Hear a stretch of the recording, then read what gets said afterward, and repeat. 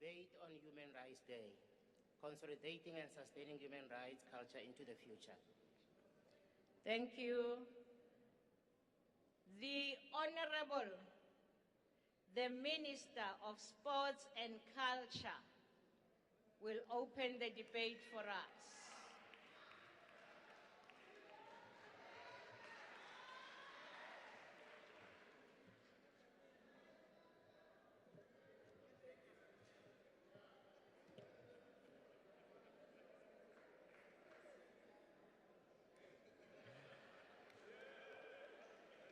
House Chairperson, Deputy President, Honorable Paul Mashatile, Ministers and Deputy Ministers present, leaders of political parties, honorable members. This gathering today is convened to discuss and debate a very important matter in our country, the issue of human rights. The fundamental tenet of our struggle for national liberation was and continues to be the redress of historical injustices.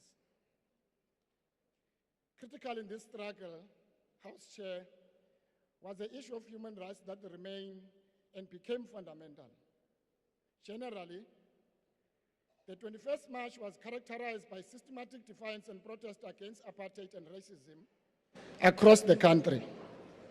Notably, being March 21, 1960, when the community of Sharpeville and Langa townships, like their fellow compatriots across the country, embarked on a protest march against past laws.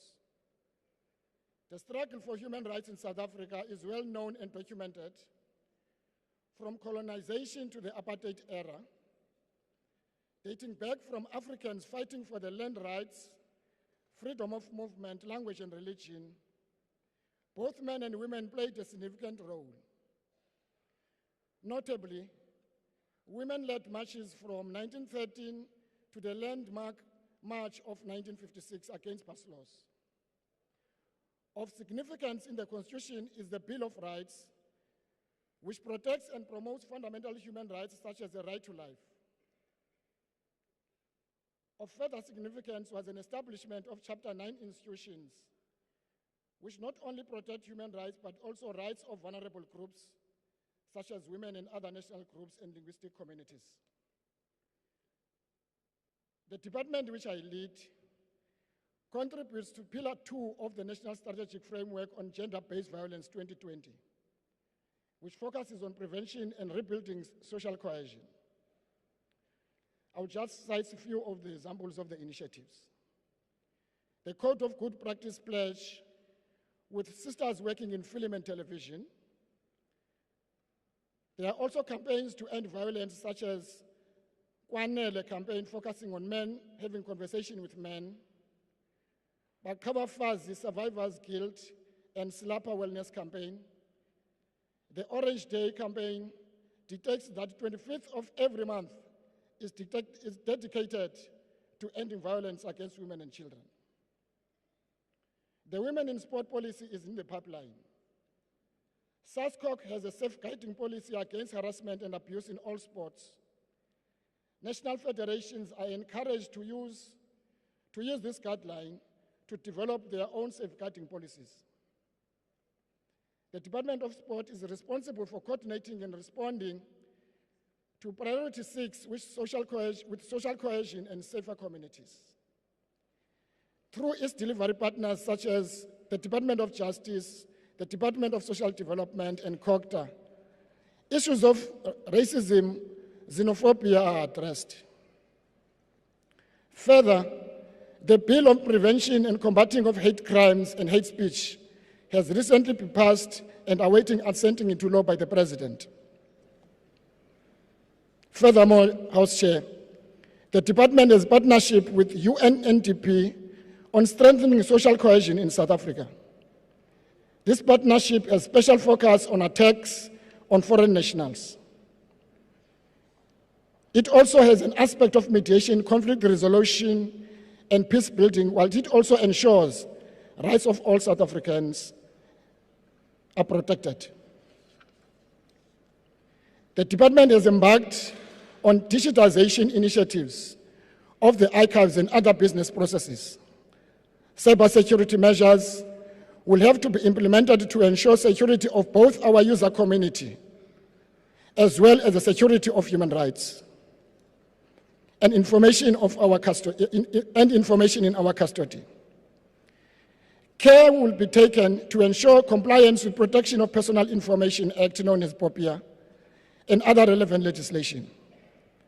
However, digitization also supports human rights, such as access to information, as information that is digitized can be accessed 24/7 online without limitations to access to brick and mortar facilities. The department, through National Archives and Records Service of South Africa, embarked on a program of digitized valuable historical records for preservation and access purposes. This project started in 2014-2015. Some of its records digitized to date belong to the following collection: the Treason Trial, the Rivonia Trial, the TRC Commission papers and audio tapes, CODESA and multi-party negotiation forums, and the Constitutional Assembly. Ubuntu is basic and fundamental to South Africans and is a social cohesion common ground for Africans collectively. It is almost second nature to people of Africa, as they share the basic principle of human rights from birth. As an effort by government of extending services to rural and underprivileged communities ravaged by poverty and unemployment, Human Rights Day 2023 was commemorated in a small plain dorpy called DI in the Northern Cape, where there was also observation of Library Week, which entails rolling out of library infrastructure and reading material provincially. Of course, it is also an establishment of libraries for visually impaired in an effort to ensure provision of dignity for all. We are committed, House Chair, to the elimination of exploitation of the rights of artists, and this will be done through the enactment of the Copyright Amendment Bill and the Promoters Protection Amendment Bill, which is now before the NCOP. To us as members of the governing party, we have been seized with the matter of human rights since before 1912, which predates the establishment of the African National Congress. Our conception of human rights, therefore, predates all known documents internationally. We are not newcomers in this field of advocacy of human rights. I thank you, Chairperson. Thank you, Honorable Minister. The next speaker is the Honorable Nodata.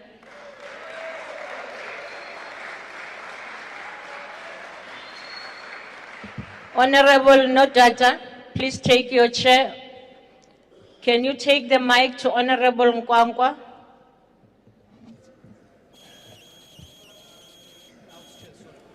Why are you rising, Honorable Member? House Chair, ngafuna uniphazamisa kumnyama apha abanye bethu bayathwasa bahlala esithinzini.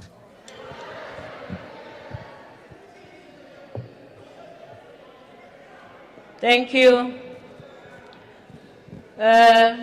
They will look into that, yes.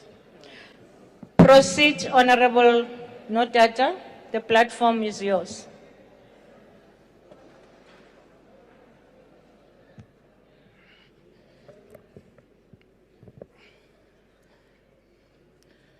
Chairperson, yesterday the DA visited the family of the late 4-year-old Langalam Viki, who tragically drowned to death in a pit toilet at her school, Eskiqini, in the Eastern Cape last week. I cannot describe the level of pain I felt as I walked in her final footsteps before she was swallowed by feces. Sithe sisondela sakhawulelwa livumba lendle elithe lathatha ubomi bale ntwazana kabuhlungu. As a father of a 4-year-old, this shattered me. I can only imagine what a mother, Usis Nangamso, is going through. There's no greater pain than having to bury your child, especially under such traumatic and undignified circumstances. No child should have to meet this fate almost 30 years after the dawn of our democracy. Schools are meant to be safe havens that cultivate a better future for our children, and not the graveyards that this government has turned them into. Sadly, South Africans have become desensitized to these tragic deaths, which occur too frequently in provinces across the country under the ANC-run governments. There is no sense of urgency, no political will to eradicate pit toilets. Just this month, the Eastern Cape Department of Education returned 100 million meant to deal with dangerous and dilapidated infrastructure. These are signs of an uncaring government that would rather see our children die before they act. How many children need to die before you and your MECs eradicate these pit toilets, Minister Mochega? Maybe you would care or even have a sense of urgency if it was your own grandchildren. On Human Rights Day, the DA has launched a plan to eradicate pit toilets in schools across South Africa to ensure that no family ever endures the tragic tragedy suffered by the Viki family. The drowning of our children in pit toilets goes far beyond a human rights violation. It is a horror that no parent should ever be forced to endure. The DA will take legal action against the national and provincial governments to find the quickest and most effective means to instruct them to erect proper sanitation facilities for all of our school children as a fundamental human right. We will work with civil society organizations that care about our children's future to build a strong case against this uncaring government. The 2021 National Education Infrastructure Management System report revealed that over 5,000 public schools still use pit toilets. Yet in answers to parliamentary questions, Minister Mochega has stated that only 3,000 schools were initially identified. These widely differing numbers in the minister's answers indicate that the department is either not on top of the situation or is trying to hide the serious extent of the problem. That is why, as the DA Shadow Minister of Basic Education, I have launched a countrywide campaign to eradicate pit toilets in our schools, which will include a widespread oversight visits of all school infrastructure, which may place the lives of our children at risk. This campaign kicked off yesterday when we assessed the sanitation facility at Mngwangele School, where the little Langalam tragically died. We cannot commemorate Human Rights Day until every child has access to safe and dignified sanitation in schools. As South Africans commemorate our hard-won human rights, we must never lose sight on the basic rights of millions that have been deprived. The DA will ensure that freedom is afforded to all South Africans, even the 4-year-old child without a voice who simply wishes to use the bathroom safely at school. The DA will honor the memories of Langalam and the other children who were killed by this government in pit toilets by ensuring that every single dangerous pit toilet or sanitation facility is removed in our schools. In memory of Langalam, I want to thank the leader of the DA, John Steenhuisen, for securing a scholarship for his sister to go to university. Your time is up. Honorable Nodada. Thank you. The next speaker is the Honorable Maotwe.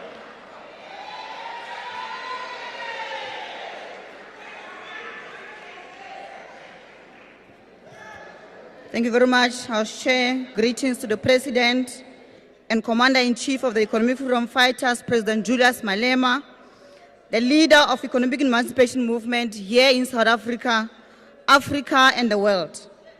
The only leader who stands and leads from the front, fearless and committed to the struggle of the working class. The officials and members of the Central Command Team and Ground Forces of the only movement that remains at the forefront of black people's struggles against oppression, imperialism, and neo-colonialism. Chair, it is a known historical fact that on the 21st of March in 1960, the PAC, under the inspired leadership of Robert Mangaliso Sobukwe, embarked on a national protest against the past system which the apartheid regime used to control the movement of African people in the territory called South Africa. In Sharpeville in Gauteng, the PAC was ably led by Nyakane Tsolo, and here in Cape Town, the protest was led by a young student from UCT, Philip Khosana.